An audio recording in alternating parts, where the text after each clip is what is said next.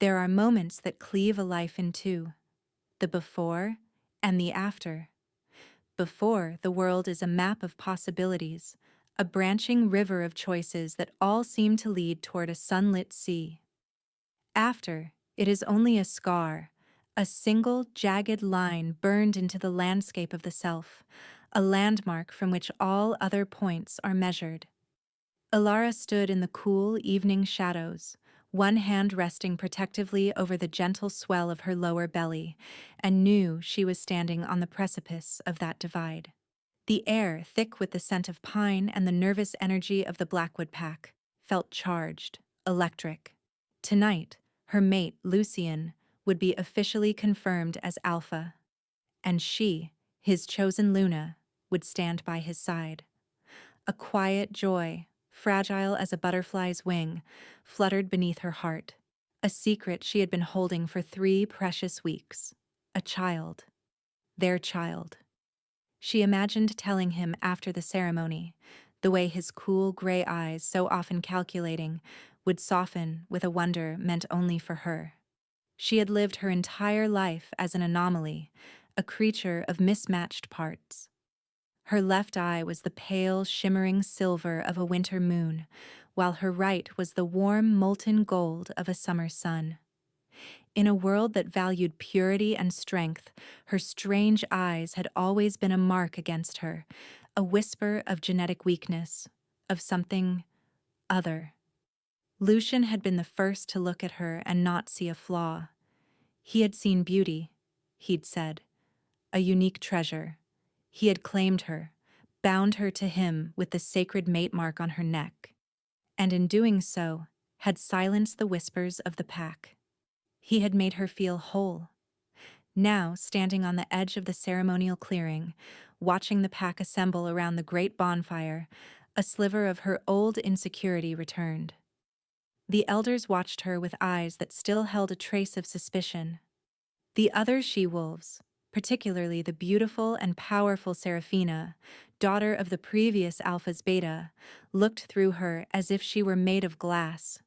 Seraphina was everything Alara was not. Her eyes, a perfect piercing blue, her lineage impeccable, her wolf form a vision of predatory grace, but Lucian had chosen her. The thought was a shield she held against their silent judgment. She smoothed down her simple linen dress, her fingers tracing the curve where their future was taking root. Soon, none of it would matter. She would be the Alpha's Luna, the mother of his heir. Her place would be undeniable. The ceremonial drums began their low, hypnotic rhythm. The fire roared, casting dancing shadows that made the familiar faces of her pack seem like monstrous masks. Lucian stepped into the center of the clearing. He was magnificent, tall, broad-shouldered, with an aura of command that was as natural to him as breathing. His eyes scanned the crowd, and for a heart-stopping moment they met hers. She offered a small, hopeful smile. He looked away. A cold knot formed in her stomach. He raised his hands, silencing the drums and the murmuring crowd. His voice, when it came, was clear and cold as a mountain stream. Tonight, I claim my place as Alpha of the Blackwood Pack. I will lead us to strength, to prosperity. An Alpha is only as strong as his Luna, and our pack requires a foundation of unyielding power. His gaze swept the crowd again, deliberately passing over her. The cold knot in her stomach tightened into a fist of ice. This was not how the ceremony was supposed to proceed. He was supposed to call her forward, to reaffirm their bond before the pack and the moon. What is he doing? She thought, her mind racing. This is just for show, a demonstration of his authority. But the dread coiling in her gut told a different story. For too long, Lucian continued, his voice ringing with false sincerity, our pack has been held back by sentiment, by misplaced loyalties. We have tolerated weakness in our ranks, believing it to be a show of compassion. But compassion is a luxury we can no longer afford. He turned his head slowly, his eyes finally locking onto hers again. This time, there was no warmth, No recognition. There was only a chilling, dismissive finality. The bond I once shared with Ilara was a mistake of my youth, a dalliance. Her blood is thin, her spirit lacking. She is not fit to be a Luna. The words struck her with the force of a physical blow. The air rushed from her lungs. The sounds of the clearing faded to a dull roar in her ears. A mistake. A dalliance. The pack was silent, their collective shock a palpable thing in the air. Then a murmur started, growing into whispers of agreement. The elders nodded sagely. They had known all along. She was unworthy. Her hand, which had been resting on her belly in a gesture of maternal love, now felt like she was guarding a shameful secret. Lucian's gaze left her, dismissing her as if she were a piece of litter to be swept aside. Our pack needs a Luna of true strength, of pure blood. He scanned the crowd once more, his lips curling into a triumphant smile. Seraphina, come to me. A collective gasp rippled through the pack. Seraphina, her face a mask of feigned surprise and radiant victory, glided from the crowd. She moved with the fluid grace of a predator, her blue eyes fixed on Lucian, alight with ambition. She was beautiful, perfect, and everything Ilara was not. She stood before him, and he took her hands. With you, Lucian declared, his voice booming, our line will be strong. With you, our pack will be unmatched. Ilara felt a tearing sensation deep within her soul, a violent severing. It was the mate bond, the sacred connection that had defined her existence, being ripped apart by his public renunciation. Pain, white-hot and blinding, lanced through her. It was a spiritual wound that manifested physically, stealing her breath, making her knees buckle. She watched, trapped in a nightmare, as Lucian lowered his head to Seraphina's neck. He was going to mark her. Here. Now. In front of everyone. In front of her. She wanted to scream, to run, to claw her way out of this living hell, but her body was frozen. The pain of the breaking bond was so intense, she could barely remain upright. As his teeth sank into Seraphina's flesh, a new, agonizing wave of torment crashed over Ilara. It was the final, brutal confirmation. The bond was not just broken, it was being overwritten. She felt the echo of his claim on another, a phantom violation that seared her own skin. If this tale of destiny and true mates has you hooked, let us know in the comments what you think will happen next. She cried out, a raw, wounded sound that was swallowed by the pack's celebratory howls as they acclaimed their new Luna. The world tilted, the bonfire blurring into a smear of orange and yellow. Her legs gave way. As she fell, her last conscious thought was of the tiny, fragile life inside her. A life conceived in a love she had believed was real, now orphaned before it had even begun. If you're captivated by Ilara's journey, subscribe now so you never miss what happens next in this breathtaking tale of betrayal and redemption. Just as the darkness threatened to swallow her whole, a sudden, absolute silence descended upon the clearing. It was not a natural quiet. It was a heavy, oppressive stillness that smothered the celebratory shouts and doused the crackling fire to a whisper. Every head turned toward the edge of the forest. From the deep shadows, a figure emerged. He was impossibly tall, cloaked in darkness, moving with a silence that was more terrifying than any sound.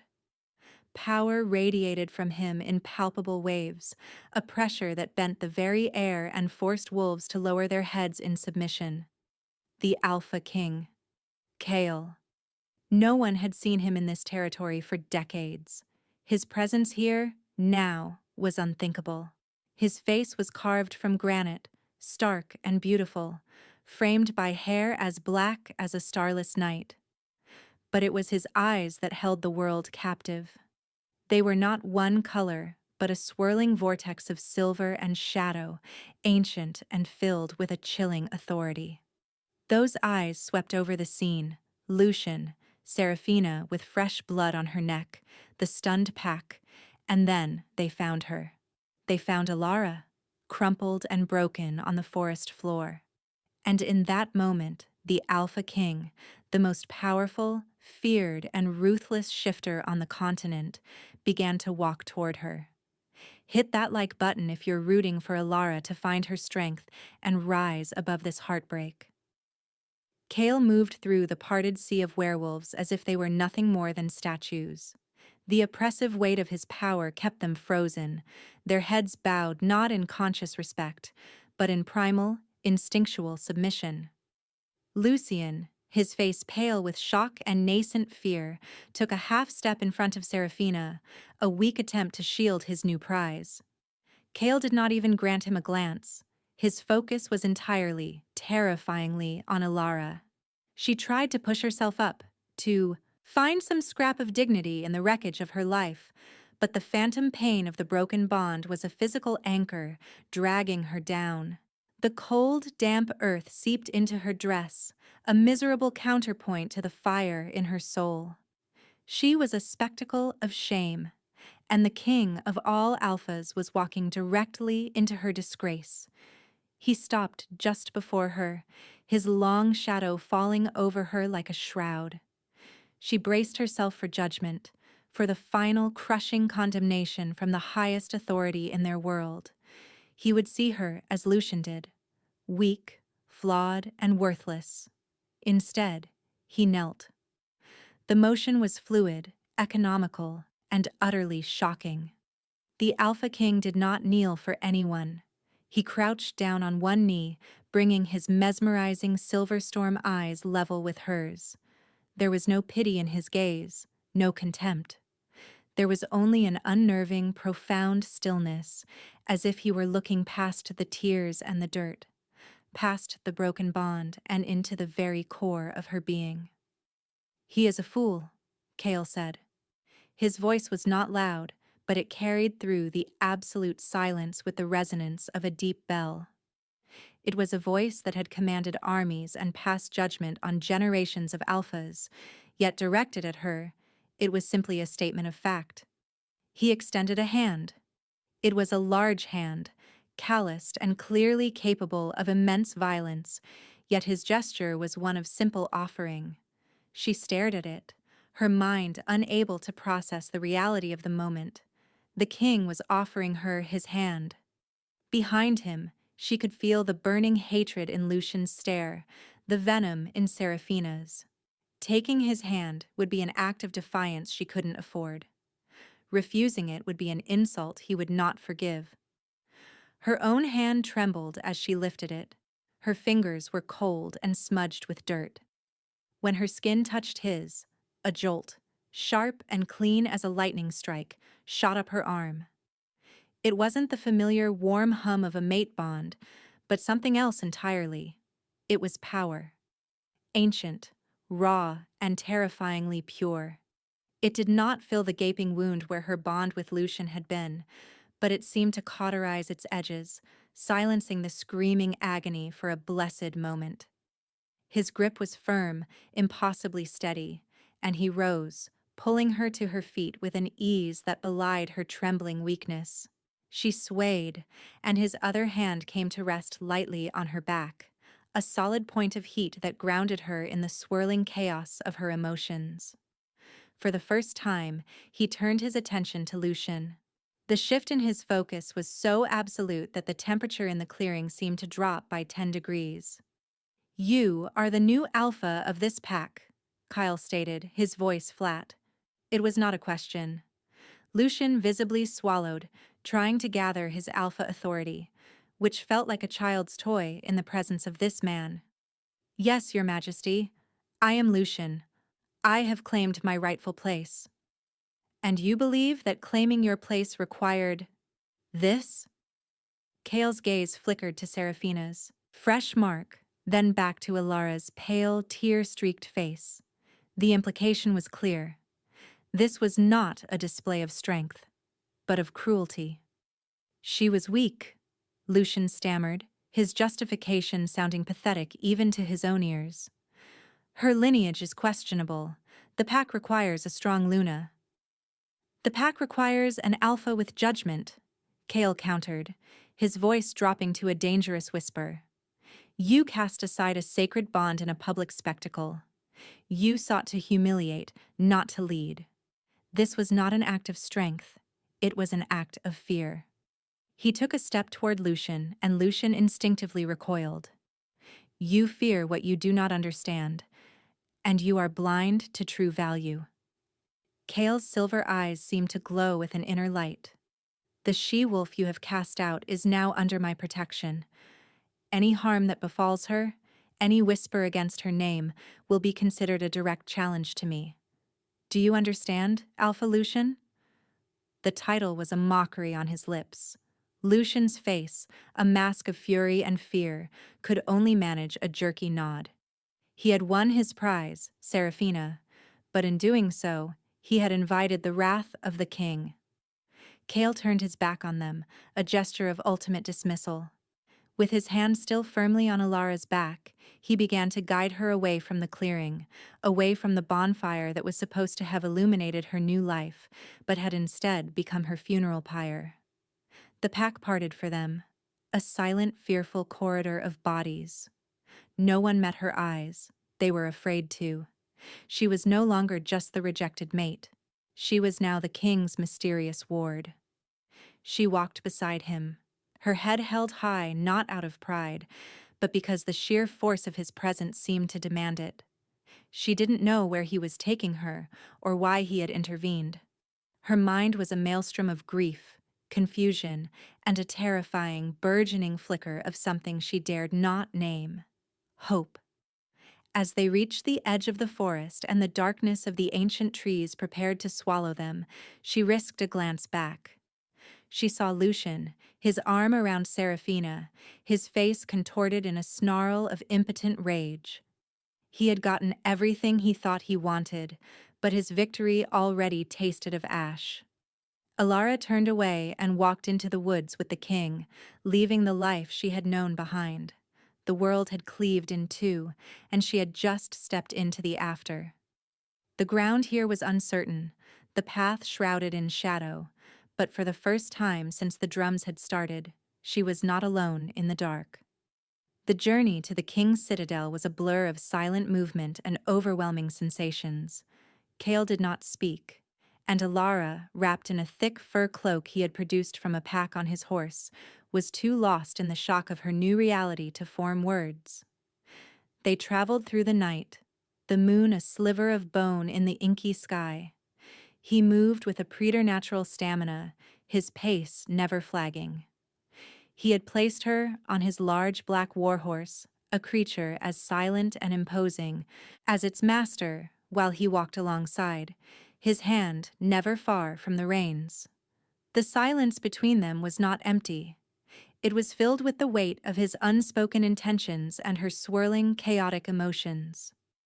Grief was a physical ache in her chest, a hollow space where her bond with Lucian used to be. Every so often, a phantom pain would lance through her, an echo of the violent severing, and she would gasp, clutching at her cloak. Each time she felt Kyle's silver gaze on her, sharp and assessing, but he said nothing. He simply radiated a sense of calm, unshakable solidity that was, in its own way, a comfort. He sees me, she thought, the words a recurring, bewildered refrain in her mind. Not the flawed she-wolf, not the rejected mate. He sees me. Why? What does he see in this ruin? Her internal monologue was a frantic, whispered prayer for understanding. Is this a political game? A way to put Lucian in his place? Am I just a pawn? A symbol of his authority? The thought was a bitter pill, but it felt more plausible than any other explanation. Why else would the Alpha King, a being of immense power and antiquity, concern himself with a discarded she-wolf from a minor pack? The citadel, when they finally reached it as the sun bled gray light into the dawn sky, was a fortress carved from the heart of a mountain. It was not a place of warmth and comfort, but of stark brutalist majesty. Towers of black stone clawed at the clouds, and the wind that whistled through its crenellations sounded like a lonely sigh. Inside, it was no warmer. The great halls were vast and echoing, hung with ancient banners that depicted a history of conquest and solitude. Servants moved like ghosts, their faces impassive, their gazes averted. Alara was shown to a suite of rooms that were larger than her entire family's cottage back in the Blackwood. A fire was already roaring in the hearth. A deep, claw-footed tub was filled with steaming, herb-scented water, and clothes made of fabrics she had only ever seen on traveling merchants were laid out on the bed. It was a gilded cage, beautiful and utterly impersonal. For days, she existed in a state of suspended animation. She ate the food that was brought to her, bathed in the hot water, and slept in the massive, lonely bed. Kale did not visit her.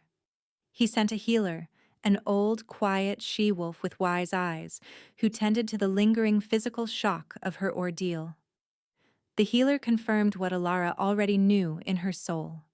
The child was unharmed, a tiny, resilient spark of life clinging on in the midst of turmoil. The knowledge was both a comfort and a terror. This child, Lucian's child, was now a stateless outcast, a bastard in the eyes of the world, and its only protector was a silent, inscrutable king with unknown motives. Her isolation began to feel heavier than the shunning of her pack. There, at least, the contempt was open. Here she was adrift in a sea of polite nothingness. The silence gave her too much time to think, to feel the jagged edges of Lucian's betrayal. She would find herself tracing the spot on her neck where his mark had been, a place that now felt cold and dead. The memory of his teeth on Seraphina's skin would flash in her mind, and she would have to press her hands to her mouth to stifle a sob.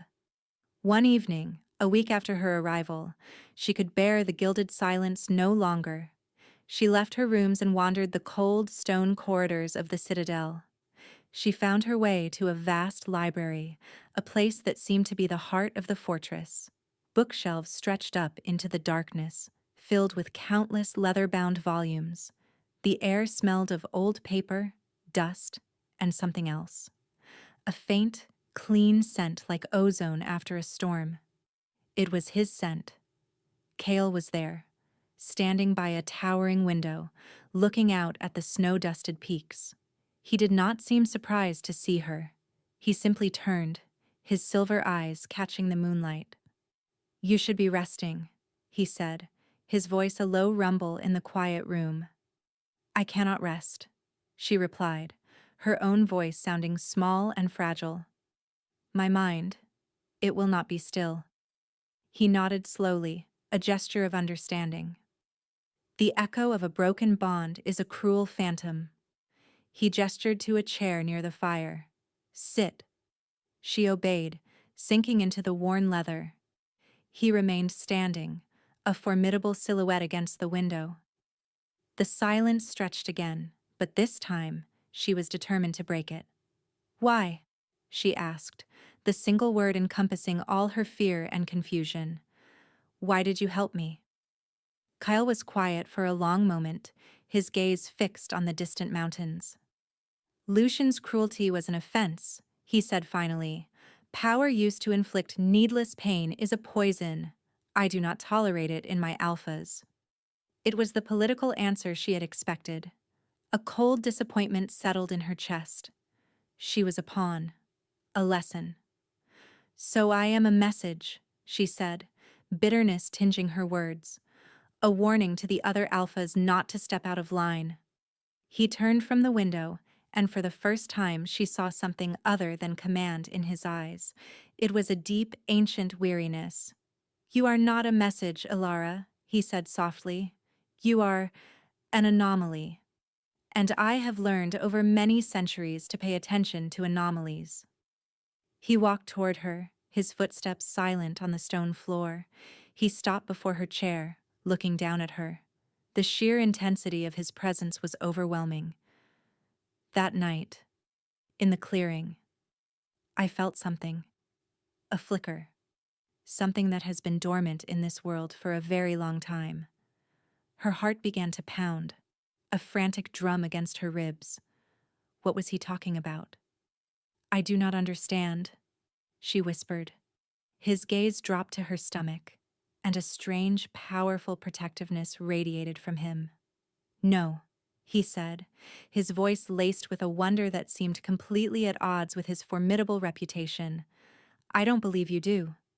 In the weeks that followed, a strange and quiet routine began to form. Kale never explained his cryptic words in the library, but his presence in her life subtly increased. He would join her for the evening meal, sitting at the opposite end of a long, dark wood table, the space between them a chasm of unspoken questions. Their conversations were sparse, weighted with subtext. He would ask about her health, his gaze sharp and analytical. She would answer with a quiet formality, still wary, still uncertain of her place in this stark, silent world. Yet, beneath the formality, something was shifting. She began to notice the details of him, the things that existed beyond the terrifying aura of the Alpha King. She saw the faint lines of exhaustion around his eyes, the way his long fingers would trace the rim of his goblet as if lost in thought. She learned that he took his tea black, that he preferred the histories of the old packs to any other book in his vast library, and that he had a habit of staring into the fire, his face a mask of impenetrable sorrow. She was a prisoner, yes, but her jailer was becoming a man. The rumors began to trickle in, brought by servants who would whisper to her when they thought no one was listening. Lucian, emboldened by his new Luna and the support of her powerful family, was not taking his humiliation lying down. He was painting Alara as a conniving seductress, a witch who had used dark arts to ensnare the king. He was claiming the king held her against her will, that he was trying to steal Lucian's rightful heir. The lies were poison, designed to isolate her further, to turn the world against her. They found fertile ground in the packs that resented Kale's absolute authority. A challenge was brewing. The thought filled her with a cold dread, not for herself, but for the child. Her child was now the center of a dangerous political storm. One night, the phantom pains returned with a vengeance. It was a cruel, twisting agony that settled deep in her bones, a ghostly reminder of Lucian's violation. She curled up in her bed, pressing a pillow to her stomach, trying to ride out the waves of pain without crying out. A soft knock came at her door. She ignored it, hoping whoever it was would go away.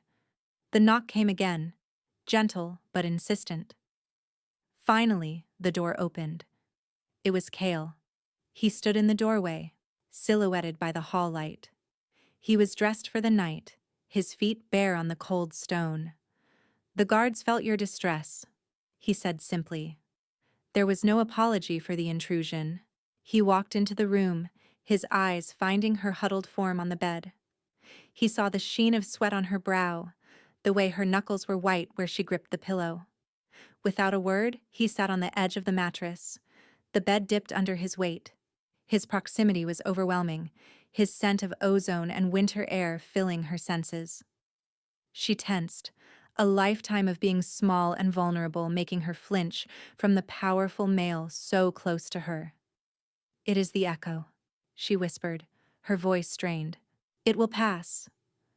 An echo can still shatter glass, he countered, his voice a low murmur. He watched her for a long moment, his silver eyes seeming to see the very source of her pain. Then he did something that shattered her perception of him.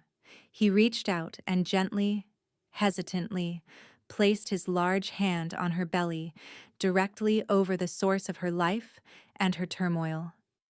The contact was electric. A wave of cool, calming energy flowed from his palm into her, a sensation like sinking into a pool of moonlight. It was not a romantic touch, nor was it possessive. It was something else entirely. A soothing, diagnostic force that seemed to reach past her skin, past her muscles, and into her very soul. The twisting pain in her core immediately began to recede, replaced by a profound sense of peace. Beneath his hand, the baby, which had been still with fear, gave a small, contented flutter. Kale's breath hitched. His eyes widened almost imperceptibly, his gaze fixed on her stomach. The mask of the stoic king fell away, replaced by an expression of raw, unadulterated awe. There, he breathed, his voice filled with a reverence that made her skin tingle. I feel it. The spark. He looked up, his eyes meeting hers. They were swirling storms of silver, filled with an emotion she could not name. The old magic, the blood of the first moon, it is in your child. Elara stared at him, her heart hammering against her ribs. The first moon? What are you talking about?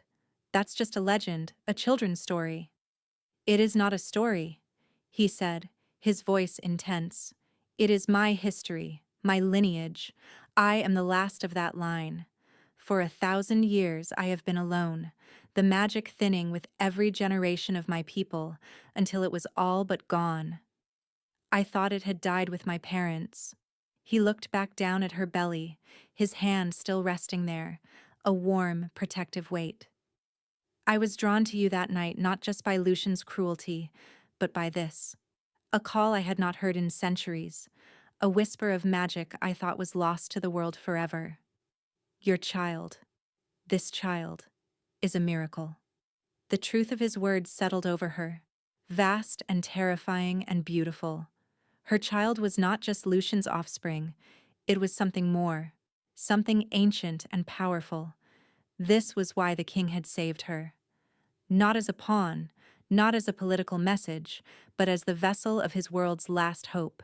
She was the mother of a miracle, and this powerful, lonely king was its sworn protector. The knowledge was a key, unlocking a door inside her she never knew existed. If you can't get enough of these powerful werewolf stories, make sure to subscribe and turn on notifications for more. The fear for her child remained, but it was now overlaid with a fierce, burning pride. A resolve began to harden in her heart. She was not just a victim. She was not just a rejected mate. She was a mother, and she would protect her miracle with her last breath. She looked at Kyle, at the raw vulnerability on the face of this powerful being, and saw not a king, but a guardian. And for the first time since she had arrived in his cold stone fortress, she did not feel like a prisoner. She felt like she had come home. The revelation of her child's heritage was the catalyst for Elara's metamorphosis. The fragile, grief-stricken she-wolf began to recede, and in her place, a woman of quiet, formidable strength started to emerge. The knowledge that she carried not a burden, but a legacy, ignited a fire within her. Her purpose was no longer simply to survive, but to understand. She began to spend her days in the Citadel's vast library, devouring the ancient texts Kale showed her. She learned of the first wolves, beings born of moonlight and earth, whose power was tied to the celestial cycles. She read of a time when magic was as common as air, and of the great fading that had diminished it, leaving only faint echoes in the bloodlines of the Alphas. Kale's line, the royal line, was the last pure conduit for that magic. He was, in essence, a living relic, a king ruling over a world that had forgotten its own origins. He would often find her there, curled in a leather chair with a heavy tome in her lap, her brow furrowed in concentration. He would watch her from the doorway, a silent, brooding presence. The distance he had maintained began to collapse, not in a rush, but in a slow, deliberate erosion. He started to speak of his past, not as a king reciting history, but as a man unburdening himself of a solitude that spanned centuries.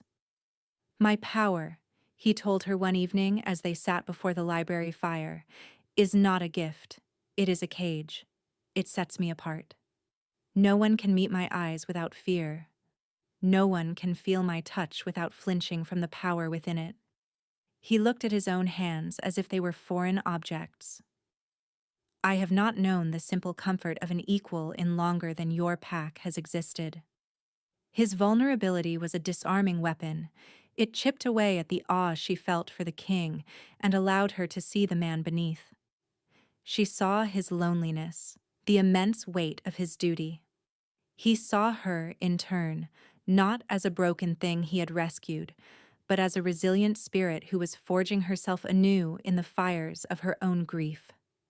She grew bolder, her maternal instincts overriding her fear of his station. "You are afraid to hope," she told him one day, looking up from her book. He raised an eyebrow. "I am not afraid of anything." "Yes, you are," she insisted, her voice soft but firm. "You are terrified that this child, this miracle will be taken from you. You are so used to being alone that you don't know how to protect something you might truly love."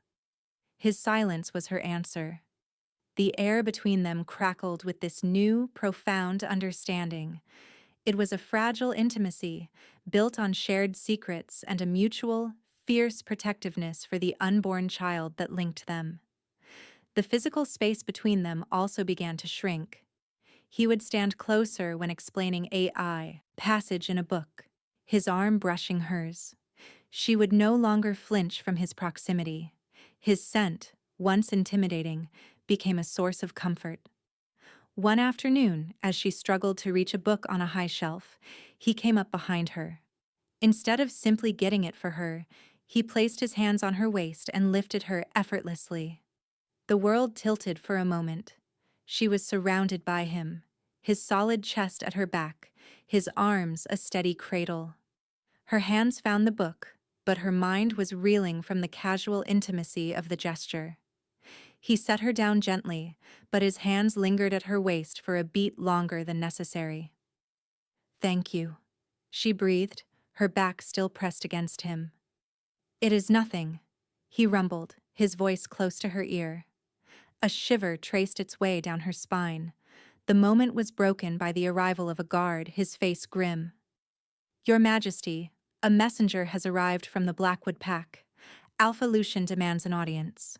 He is marching with the Alphas of the Stone River and Iron Ridge packs. He claims he is coming to reclaim what is his." Kale's demeanor shifted in an instant. The quiet, vulnerable man disappeared, and the Alpha King returned, his eyes turning to chips of ice. A low growl vibrated in his chest. Ilara felt a surge of cold fear, but beneath it, the new fire of her resolve burned hotter. She turned, her mismatched eyes meeting his. "He is not coming for me," she said, her hand instinctively going to her belly. "He is coming for my child." Kale's gaze softened almost imperceptibly as it fell upon her. "He will never touch either of you." His voice was a vow, sealed with the weight of 1,000 years of power. He turned to the guard. "Send the messenger back. Tell Alpha Lucian that if he sets one foot on my mountain, he will forfeit his life. There will be no audience." The guard bowed and hurried away. Cal looked back at Ilara, his expression unreadable. She felt a sudden, absurd urge to lighten the suffocating tension. A small, self-deprecating smile touched her lips. "He probably thinks I seduced you with my strange eyes," she murmured. Kale reached out, his thumb gently brushing her cheekbone, just below her golden eye. His touch was feather-light, yet it sent a current of heat through her entire body. "One is the silver of the moon," he said, his voice a low, mesmerizing whisper. His thumb traced a path to her other eye. "The other, the gold of the sun. You hold the balance of day and night." He dropped his hand, but his gaze held hers captive. "They are perfect." What do you think of Kale's mysterious power? Share your theories in the comments below. The utter sincerity in his voice stole her breath. It wasn't a compliment or a line. It was a statement of fact, a reverent observation that saw not a flaw, but a miracle. In that moment, surrounded by ancient books and the threat of war, Ilara realized she was in danger of losing her heart for a second time.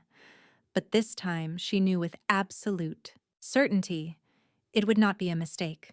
Lucian did not heed the warning. Fueled by pride and the whispers of the ambitious alphas at his side, he saw Kale's refusal to grant an audience not as a final threat, but as a sign of weakness. He believed the legends of the Alpha King were just that, stories exaggerated over time. He saw a lonely, aging ruler hiding in his mountain fortress, and a prize, a child of unique heritage that was his by right of blood. He believed he could force the king's hand. The news of their approach came like a storm front, a dark cloud moving inexorably toward the mountain. The citadel, usually so quiet, buzzed with a low, controlled energy. Guards moved with grim purpose, their armor gleaming in the torchlight. Sentries were doubled along the ramparts. Yet, there was no panic. There was only a cold, waiting certainty.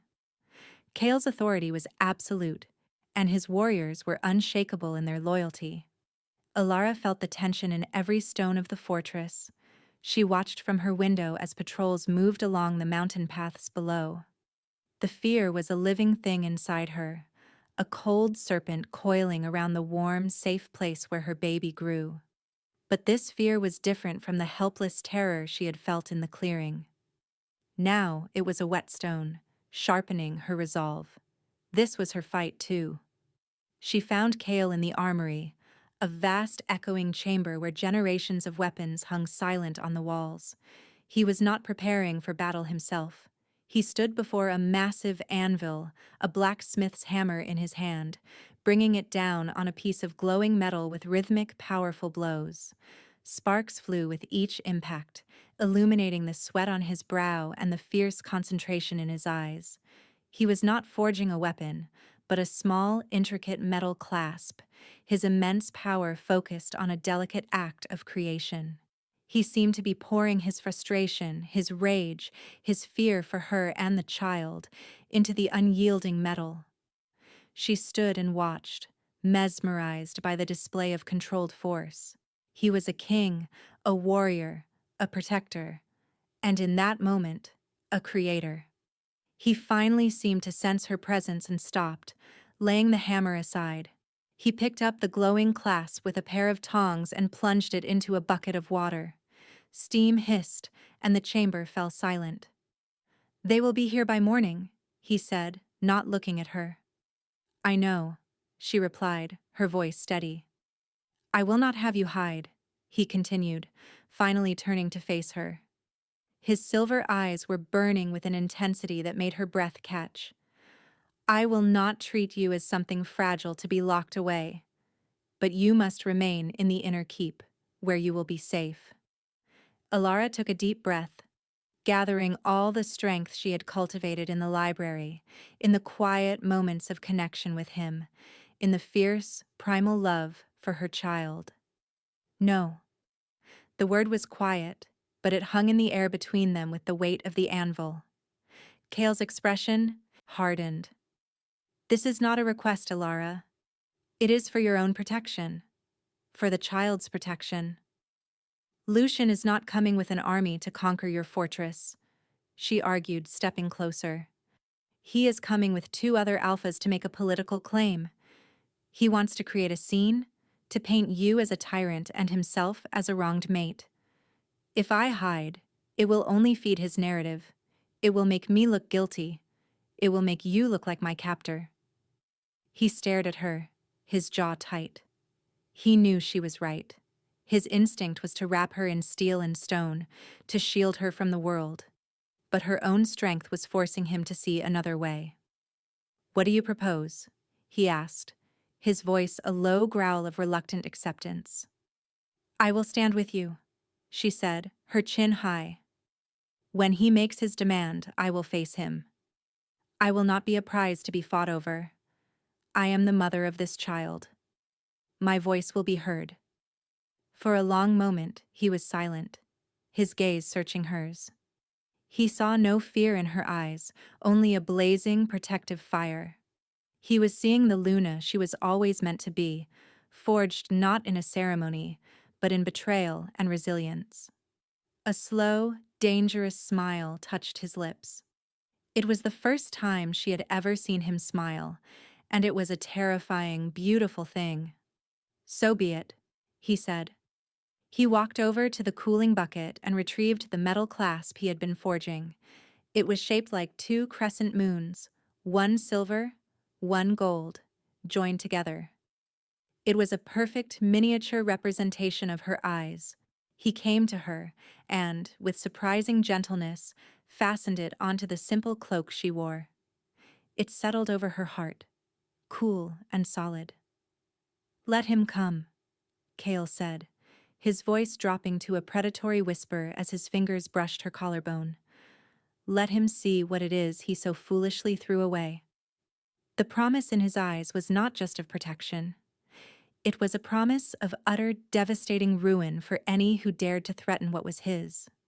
And as she stood there, wearing the symbol he had forged for her, she knew with every fiber of her being that his no longer referred only to the child. The morning arrived with a cold, gray light that seemed to leach the color from the world. A heavy mist clung to the mountain, muffling sound and turning the approaching figures into ghostly apparitions.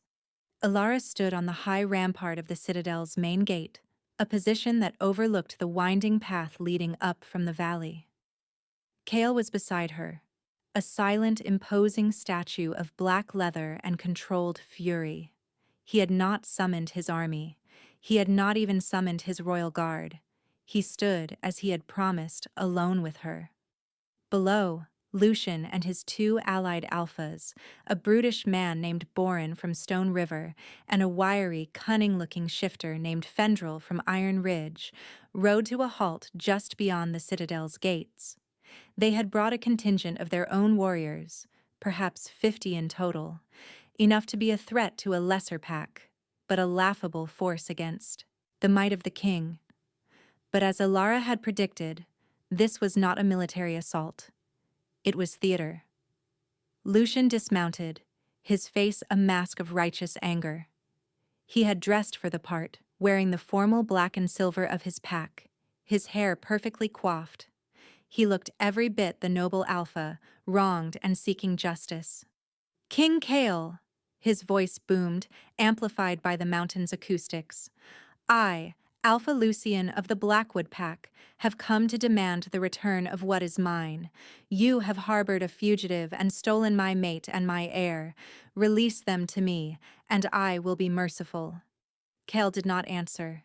He simply watched, his expression unreadable, his power a coiled serpent at his core. Alara felt her heart hammering against her ribs, but she held her ground, her hand resting on the cool metal clasp Kale had made for her. She would not let Lucian see her fear. "He is playing to an unseen audience," Kale murmured, his voice for her ears alone. "He wants witnesses to report that he was brave enough to challenge the tyrant king." Lucian, receiving no response, grew bolder. He pointed a dramatic finger up at the rampart. "Alara, I know you can hear me. Your witchcraft will not hold the king under its spell forever. Renounce your dark arts and return to your rightful place. I am your mate. That child you carry is my blood." The word mate was a poisoned dart, and despite everything, it found its mark. A tremor of the old pain, the memory of his betrayal, shot through her. Kale must have felt it, for his hand came to rest on the small of her back, a gesture of silent, solid support. His touch was a balm, a reminder that she was no longer that broken creature in the clearing. She took a deep breath and stepped forward, to the very edge of the rampart so that she was in full view. "I have no mate, Lucian," she called down, her voice surprisingly clear and steady. It carried on the cold mountain air, silencing his tirade. A ripple of surprise went through the warriors below. They had expected a cowering, hidden victim, not this composed, regal figure. Lucian's face contorted in a brief flash of genuine fury before he smoothed it back into his mask of wronged nobility. "The king has twisted your mind," he yelled. "That bond is for life. You are mine."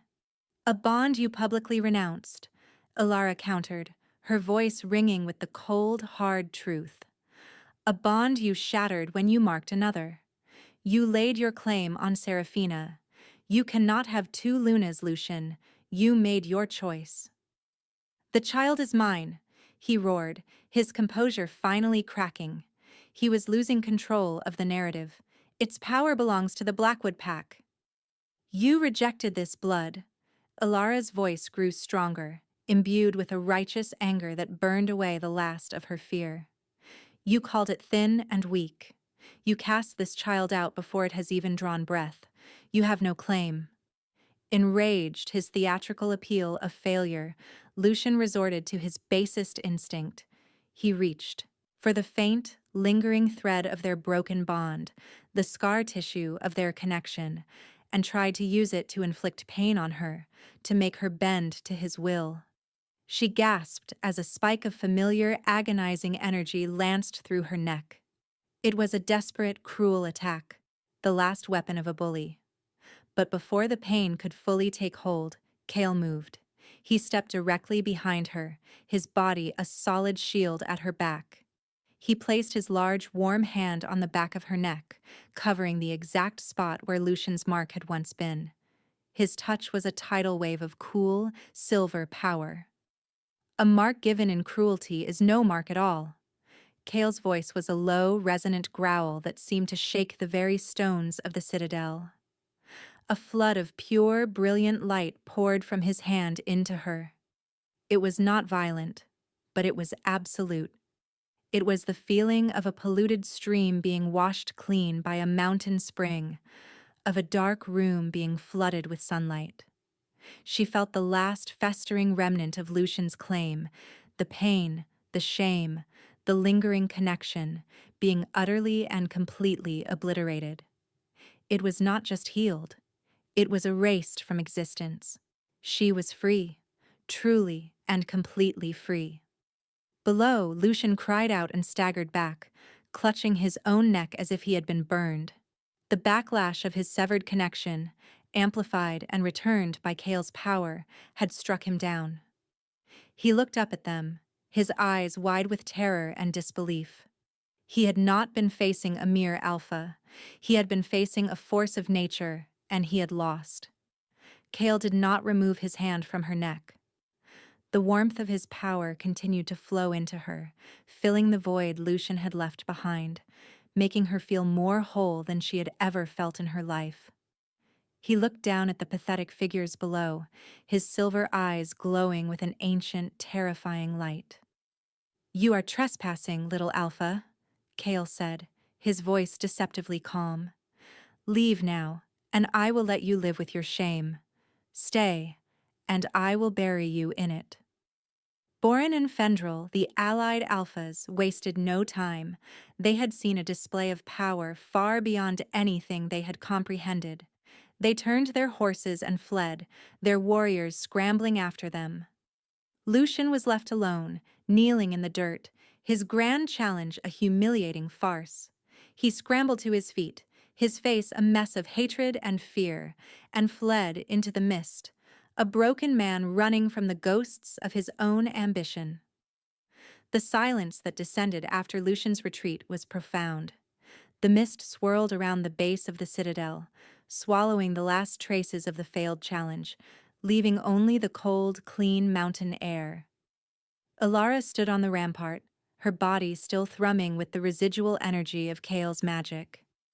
The place on her neck where his hand rested was a point of impossible warmth, a sun in the center of her universe. She felt clean. The lingering stain of Lucian's betrayal, the phantom pains, the sense of being broken, it was all gone. He had not just severed a tie. He had performed a kind of spiritual surgery, excising a cancer from her soul. He slowly removed his hand, and she felt the loss of his touch like a sudden chill. She turned to face him, her heart in her eyes. The raw power of the Alpha King had receded, and she was left looking at Kyle, the man who had seen her, saved her, and now had set her free. His silver eyes were soft, filled with a turbulent mix of emotions she was just beginning to understand. Relief, fierce protectiveness, and something deeper, something more vulnerable that looked almost like reverence. "It is done," he said, his voice a low murmur. "He can never hurt you again." "Thank you," she whispered, the words feeling hopelessly inadequate. How could she thank him for giving her back her own soul? He simply nodded, his gaze so intense it felt as if he were memorizing every line of her face. The world seemed to shrink until it was only the two of them, standing on a stone rampart between the earth and the sky. The political theater was over. The threat was gone. And in the quiet aftermath, the truth that had been growing between them finally had space to breathe. He reached out, his fingers gently tracing the curve of her jaw. His touch was no longer just a source of comfort or power, it was a question, a plea. "Ilara," he began, his voice rough with an emotion that seemed to be dredged up from the depths of his ancient heart. "For centuries, I have walked this world alone. I am a king of ghosts, a guardian of memories. I had accepted my fate. I believed the heart of my line, the magic of the moon, would die with me." His eyes flickered down to her belly, then back to her face. "And then I found you. Or perhaps you found me. You carried the future in a world I thought had none left." He took a step closer, closing the last of the distance between them. He was so close now she could feel the heat radiating from his body, see the flecks of starlight in his silver eyes. "You were never broken," he said, his voice thick with conviction. "You were waiting to be seen." It was not a declaration of love in the way the poets wrote of it. It was something more profound. It was a statement of recognition, of seeing. He saw her strength, her resilience, her worth. He had seen it from the very beginning. And in his eyes she finally saw her own. He lowered his head, his forehead coming to rest against hers. His breath was warm against her lips. It was not a demand. It was not a claiming. It was a surrender. 1,000 years of solitude, of duty, of loneliness, all laid down at her feet. And in that moment, she knew. She knew with a certainty that settled deep in her bones, in the soul he had just cleansed. This was her path. This was her fate. Not a destiny forced upon her, but one she would choose with her whole heart. She raised her head, her lips brushing against his. It was a silent invitation, a yes that needed no words. He understood. His head dipped lower, and he turned slightly, his breath ghosting over the sensitive skin of her neck, right over the spot he had just purified. "Be my queen," he whispered against her skin, the words both a plea and a vow. He did not wait for a verbal answer. He did not need one. He marked her. It was nothing like the brutal, possessive bite she had once endured. There was no pain, no tearing of flesh. It was a pressure, a warmth, a deliberate and reverent claiming that felt like the sun rising after a long night. A wave of energy, purer and more powerful than anything she had ever imagined, flooded her being.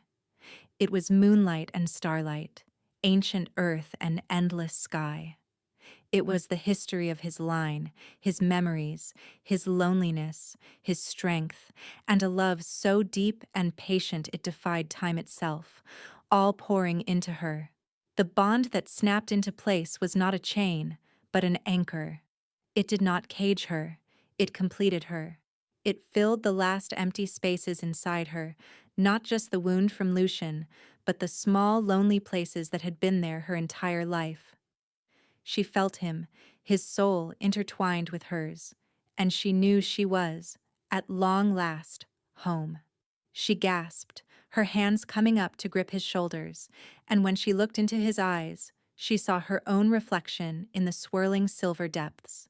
The Alpha King had found his Luna, and the rejected outcast had found her throne. The seasons turned on the mountain.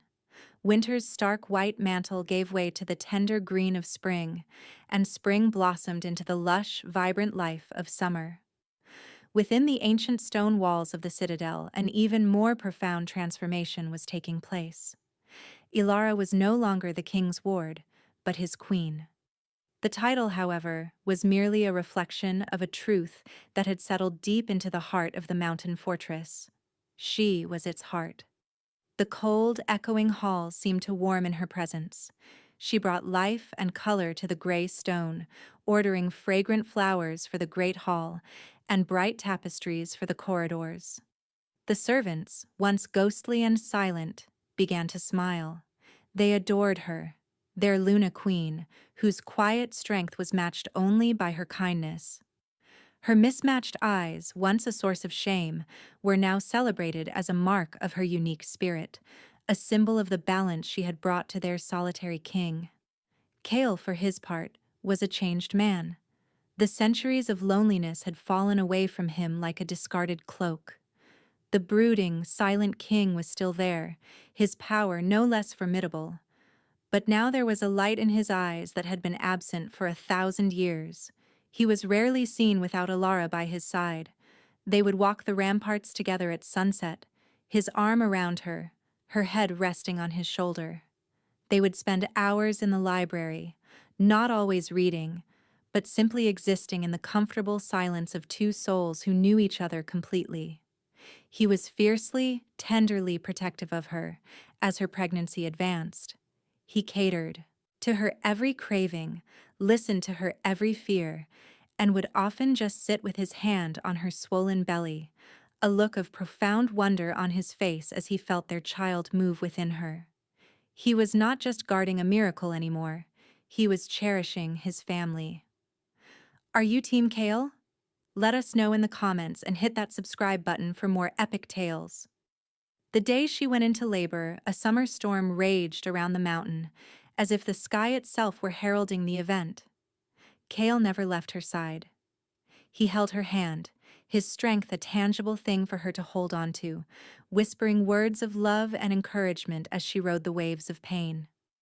And when the child was finally born, as the storm broke and the first rays of dawn streamed through the window, a hush fell over the room. It was a daughter. A perfect, healthy baby girl with a dusting of dark hair and a cry that was filled with life.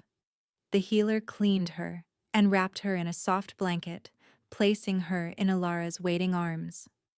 Ilara looked down at her daughter, and her heart, which she thought could not possibly hold any more love, expanded tenfold. Then the baby opened her eyes, and Ilara gasped. One eye was the clear, shimmering silver of a winter moon. The other was the warm, molten gold of a summer sun. They were her eyes. Kale leaned over, his gaze fixed on his daughter, and a single tear traced a path down his stoic face. He reached out a finger, and the baby's tiny hand instinctively wrapped around it. In that moment, he was not the Alpha King, the ancient power, the feared ruler. He was just a father, looking at his child for the first time, his heart laid bare. He looked from his daughter to Ilara, his silver eyes shining with a love so immense it left her breathless. He had his future. He had his family. The line would not end. The magic would not die. Weeks later, Ilara stood on the high balcony of their chambers, the same balcony where she had once felt like a prisoner in a gilded cage. Now, it was her home. She held her daughter, Lyra, in her arms, rocking her gently as the sun set over the peaks, painting the sky in hues of orange and purple. The world was no longer a scar. It was a map of infinite possibilities, a story she was writing anew each day. Kale came to stand behind her, wrapping his strong arms around both her and their child. He pressed a kiss to her temple, his lips lingering against her skin. He was a solid, warm presence at her back, her anchor and her partner. He looked down at their daughter, whose mismatched eyes blinked sleepily up at him. "One is the silver of the moon," he whispered, his voice a low, contented rumble against her ear. He leaned down, his cheek brushing against hers as he gazed at his family. The the gold of the sun. Alara leaned back into his embrace, her heart full to bursting. She looked out at the vast, beautiful world before them, a world that had once cast her out, and she felt no fear. She was no longer the rejected one, the flawed outcast. She was Alara, queen of the mountain, mate of the Alpha King, mother of the future. She was seen. She was loved. She was whole.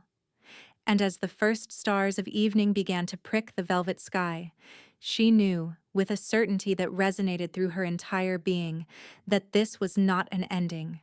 It was the beginning of everything. If Alara's story of transformation touched your heart, subscribe and turn on notifications because we have so many more incredible tales waiting for you.